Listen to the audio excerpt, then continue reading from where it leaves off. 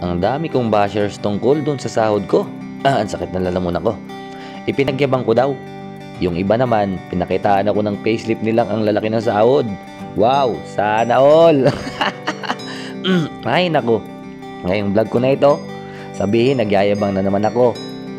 Para po ito sa mga OFW na nagtitiis dito. Malayo sa pamilya, kumita lang ng kakarampot ay okay na sa amin. Di ba't ipinakita ko yung last time, yung nauna kong naipundar, which is sari-sari store na minamanage ng asawa ko. Ngayon, ito naman po yung apartment na pinatayo namin ng asawa ko.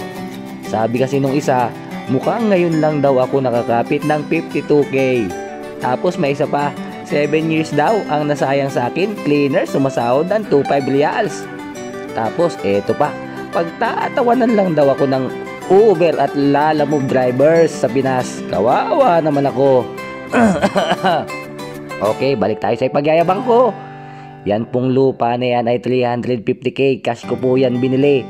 Yung bahay na yan is almost 2 million pesos na. Hindi pa tapos ang isang kadugtong. Nag-loan pa po kami ng asawa ko sa pag-ibig ng 1 milyon. Natapos po yan. Unang apartment last April 2022 pa. Nagpa-blessing kami nung May. At nung May din, naupahan na din yan. Yan po ang sagot ko sa mga nangaapi sa aming maliit ang sahod. Kawawa naman kasi kami. Pagtatawanan lang kami. God bless po mga ka-OFW. Andito po tayo para guminawa ang pamilya. Hindi magyabang ng pera.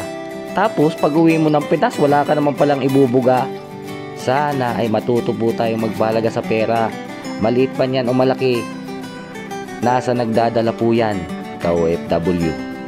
Ayan, andyan pa po yung mga anak ko. Baka sabihin hindi naman sa akin tong bahay na to pinagyayabang ko. Ayan po nanay ko, asawa ko, anak ko nagpapa-blessing. At ayan po ang picture ng mga relatives ko. Salamat. Wala po kasi ako dyan kasi andito ako sa abroad kaya wala ako sa picture. Okay po.